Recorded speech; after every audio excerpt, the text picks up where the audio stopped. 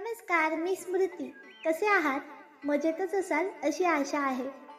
आज सकाळी बसल्या बसल्या एक कविता वाचली आणि मग म्हटलं की ती तुमच्यासोबत शेअर करावी. कवितेचं नाव आहे मौन आणि कवी आहेत कुसुमाग्रज. शिनलेल्या झाडापाशी कोकिळा आली, म्हणाली गाणं गाऊ का? झाड बोललं नाही, कोकिळा उडून गेली.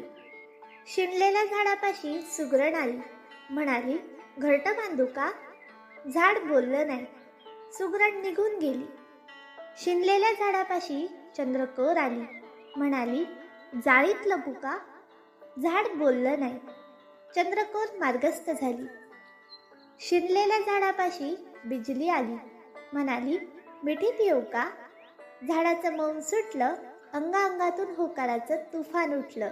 झाडाचं मौन सुटलं, अंगाअंगातून होकाराचं तुफान उठलं. ही कविता शांतता आणि अंतर्मुखता यांवर प्रकाश टाकते.